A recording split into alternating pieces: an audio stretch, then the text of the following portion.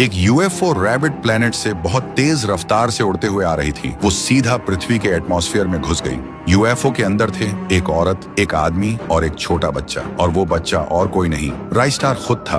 तीनों यूएफओ की खिड़की से पृथ्वी का नजारा देख रहे थे, पर देखते ही देखते यूएफओ में खराबी आ गई। अलार्म बजने लगे, धुआं भर गया। माँ चीख उठी, जल्दी हमारे बच्चे को बचाओ। और तभी यूएफओ आसमान में ही फट गई। तीनों जमीन की तरफ जा गिरे, लेकिन किसी को कुछ नहीं हुआ। राइस्टार की माँ ने रोकर कहा, अब हम अपने घर कैसे लौटेंगे? तभी राइस्टार के पापा की नजर पड़ी गांव के बीच रखी एक पुरानी कुर्सी पर। उन्होंने अपनी एलियन टेक्नोलॉजी से उसे बदल दिया, एक ऐसे डिवाइस में जो वक्त और यादों को तोड़ झोड़ कर एक रास्ता बना सकती थी।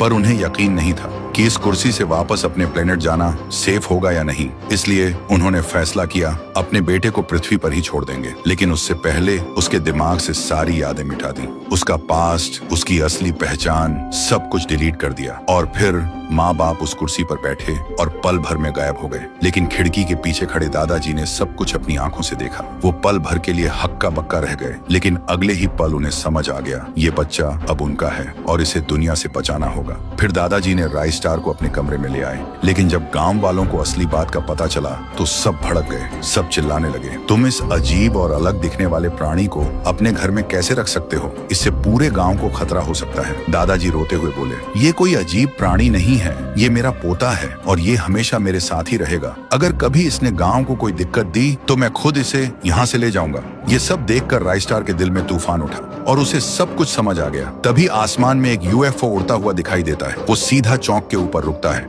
और यूएफओ से उतरे राइस्टार के माँ बाप वो कहने लगे, बेटा हमें खुशी है कि तुम्हें सब याद आ गया। हम बस इसी दिन का इंतजार कर रहे थे। बेटा चलो अपने घर, हमारे साथ वापस चलो। राइस्टार सुनते ही खुश हो गया, लेकिन वो आंसुओं के साथ बोला, मैं आप लोगों का बेटा हो सकता हूँ, पर मेरे लिए मेरे दादाजी ही मेरा घर है।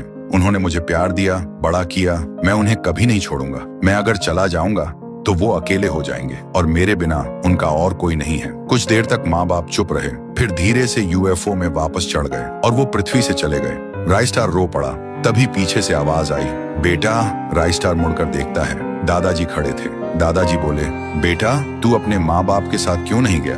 मैं तो अब बूढ़ा हो गया हूँ, मैं और कितना दिन बच पाऊंगा? राइस्टार आंसुओं के साथ बोला, दादाजी ऐसा ना बोलो, आप ही मेरा सब कुछ हो, मैं आपको कभी नहीं छोड़ सकता। फिर दोनों रो पड़े और यही है राइस्टार और उस कुर्सी का राज।